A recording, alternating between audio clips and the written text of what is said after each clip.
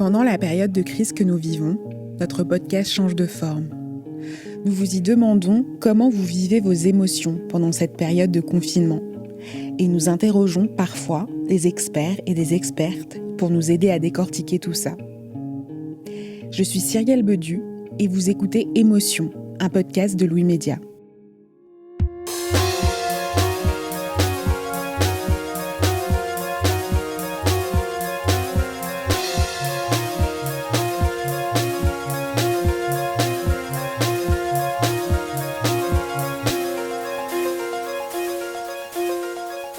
Au début du confinement, nous avons diffusé le témoignage d'une auditrice qui nous avait envoyé une note vocale. Elle s'appelle Nina et a perdu son beau-père juste avant le confinement. Dans sa note vocale, Nina nous disait qu'il lui était difficile de faire le deuil de cette perte, alors qu'elle ne peut actuellement pas organiser l'enterrement de son beau-père, qu'elle est isolée, loin de ses proches et qu'elle se sent seule. Nina nous a fait part de sa tristesse et de son désarroi à vivre ce moment délicat dans une période si inédite. Et son témoignage vous a beaucoup fait réagir. Vous nous avez fait part, par mail et sur les réseaux sociaux, de votre tendresse et de votre soutien envers Nina. On s'est donc dit qu'il fallait faire une suite à cette note vocale, avec cette fois l'expertise d'un psychologue. Parce que Nina n'est pas la seule à avoir perdu un proche juste avant ou pendant le confinement, à cause du coronavirus ou pour d'autres raisons. Et qu'on imagine que beaucoup de ces personnes se sentent elles aussi désemparées. Nous avons donc contacté le docteur Gérard Guilbon. Il est psychologue et intervient au Centre régional de psychotraumatisme de l'hôpital Charles Perrins, à Bordeaux. Pendant le confinement, lui et son équipe ont mis en place une cellule d'écoute téléphonique à destination des personnes endeuillées pendant la pandémie du Covid-19. Il est au micro de Maëlle Diallo. Bonjour Dr Guilbon.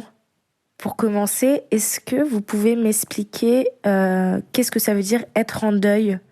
Qu'est-ce qui se passe dans notre cerveau quand on est en deuil ? Et surtout dans cette période de confinement comme on la vit aujourd'hui ? Alors globalement, quand on vit un deuil, d'abord c'est une épreuve difficile, c'est une épreuve douloureuse puisque on est d'autant plus touché qu'on est attaché à la personne qui disparaît. On n'est pas véritablement programmé pour penser le vide, donc là, on est confronté au vide, puisqu'une fois que la personne est décédée, il n'y aura plus moyen de la voir. Et c'est dans cette confrontation au vide que la plupart du temps, on est particulièrement mal. Dans un deuil normal, il y a une première étape qui est une étape d'état de choc. On apprend la nouvelle, on est un peu sidéré, effectivement, on peut être un peu confus, abattu.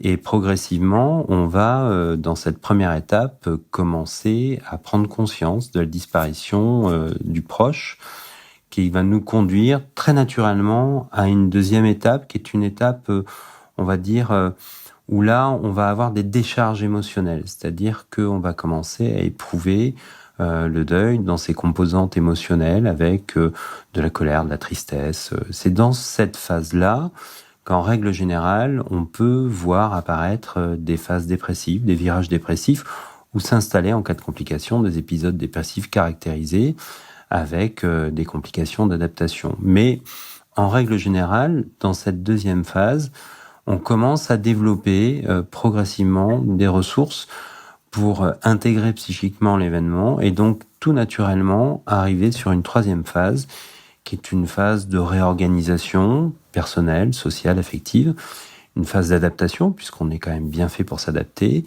et puis aussi, progressivement, une intégration psychique de l'événement, même si, de toute façon, les choses ne seront plus véritablement comme avant.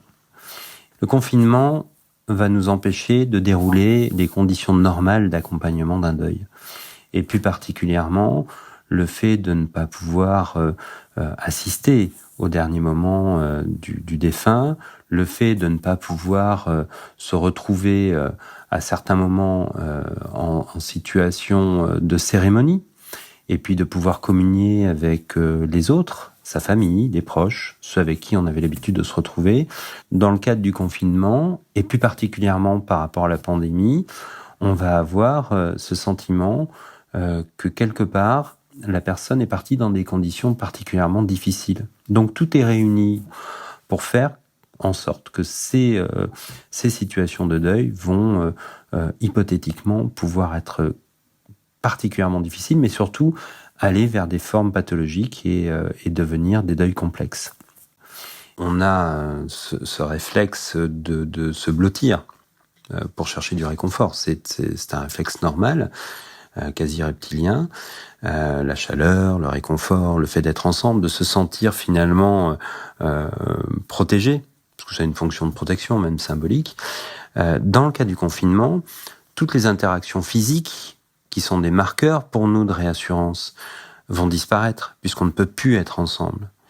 Et donc, il va falloir, quelque part, réinventer ce rapprochement, et le réinventer le temps du confinement avec des moyens qui sont des moyens comme ceux qu'on utilise actuellement, avec de la visio, avec des cérémonies symboliques. On peut très bien refaire des rituels chez soi, faire allumer une bougie, faire des veillées funéraires en visio. Pour les religieux, mettre en place aussi à distance des cérémonies religieuses. Il va falloir recréer ces moments-là, qui étaient des moments de regroupement physique. Il va falloir les recréer, mais avec les nouveaux moyens des technologies, de l'information et de la communication, pour qu'on puisse à un moment donné recréer ce lien qu'on avait, qui était essentiellement physique jusqu'à présent, mais qui va devenir un lien surtout symbolique. Et pourquoi la cérémonie de l'enterrement, qu'on ne peut pas vivre pendant le confinement, c'est si important pour faire son deuil ? Dans le rituel, dans tous les rituels, la symbolique de l'enterrement, c'est le passage. Donc bien évidemment qu'il y a un marqueur dans ce passage à autre chose, puis aussi il y a un lieu. Donc on oublie un peu rapidement que finalement mettre en place des cérémonies, enterrer des gens, c'est aussi avoir un point de représentation physique concret par rapport à ce passage et à garder une trace, garder un lieu, garder un élément sur lequel se raccrocher pour pouvoir à un moment donné se recueillir. Donc c'est vrai que les processus habituels de transition reposent sur tous ces marqueurs. Et dans le cas du deuil, l'enterrement en fait partie, comme les cérémonies religieuses pour ceux qui ont des religions. Donc en fait, tous ces éléments-là sont des éléments importants qui vont nous aider à passer et à intégrer l'événement psychiquement pour pouvoir nous réadapter. Le fait de se sentir privé de la mise en place de ces cérémonies ne veut pas dire qu'on ne le fera pas. Ça veut dire aussi qu'à un moment donné, on peut les réorganiser par la suite. Et encore une fois, parce que en situation de crise, eh bien, on a tous un effort à fournir et ça redonne du sens à cet effort qu'on a à faire dans ces circonstances très difficiles. Mais c'est pas une impossibilité de le faire, c'est juste différé. On l'observe très très souvent de toute façon quand vous avez un individu qui apprend le décès d'un proche et qu'il y a une enquête, parce que les circonstances du décès sont des circonstances exceptionnelles. Toutes les cérémonies habituelles sont finalement suspendues le temps de l'enquête. Et donc, on a exactement la même situation, c'est-à-dire l'impossibilité de pouvoir dérouler les cérémonies habituelles qui nous permettent justement d'intégrer psychiquement cet événement catastrophique pour nous. Voilà. Donc, c'est un peu cette impossibilité de le faire qui va rajouter un poids à l'impuissance qu'on ressent par rapport à une menace, dans le cas du Covid, qui est invisible. Donc vous disiez que pour mieux appréhender son deuil en période de confinement, on pouvait faire des visios avec sa famille, par exemple. Est-ce qu'il y a d'autres conseils que vous pourrez donner aux personnes endeuillées pour pas qu'elles se sentent isolées ? Le risque majeur, mais qui est normal encore une fois, c'est de s'inhiber, c'est-à-dire de s'isoler, de s'auto-aliéner. Il est d'autant plus inquiétant qu'en situation de confinement, il est facile. Mais ce que l'on sait aujourd'hui, parce qu'on a tiré des enseignements des autres phénomènes pandémiques qu'on a pu connaître, le SARS, Ebola, H1N1, et puis aussi parce que des articles commencent à tomber sur le Covid en Chine, on sait que la situation de confinement est une situation exceptionnelle qui va, paradoxalement, alors qu'on est très protégé, quand on est confiné, on est moins en danger que quand on n'est pas en confinement, justement, mais qui va générer une surenchère au niveau de ses vulnérabilités.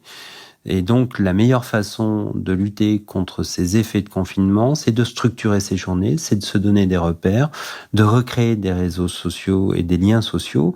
Et donc, dans une situation de deuil, je pense que, comme on le dit pour le confinement, il va falloir être doublement plus vigilant pour s'astreindre justement à avoir des activités, à pouvoir échanger, parler beaucoup. Et je pense que c'est très important de pouvoir normaliser certaines réactions. Ces situations exceptionnelles, encore une fois, le confinement, le fait de ne pas pouvoir être là, le fait de ne pas pouvoir être présent pour le dernier contact, la culpabilité face à l'abandon, face au fait d'être survivant, parce qu'on est bien dans le cadre d'une pandémie, donc les personnes peuvent être touchées.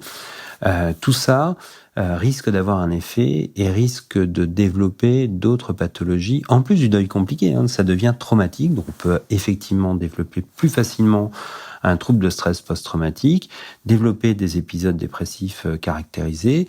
Et donc, je pense qu'il est très important de pouvoir au moins avoir un soutien psychologique pour pouvoir mesurer l'évolution et pouvoir prendre les choses quand elles vont se compliquer, en tout cas pouvoir les prendre en charge pour éviter toutes les complications particulièrement dommageables d'un point de vue personnel, d'un point de vue social, familial et financier. Donc c'est très important de pouvoir exprimer sa souffrance et surtout de pouvoir bénéficier d'un suivi au long cours pour pouvoir mettre en place après une prise en charge si jamais ça s'impose.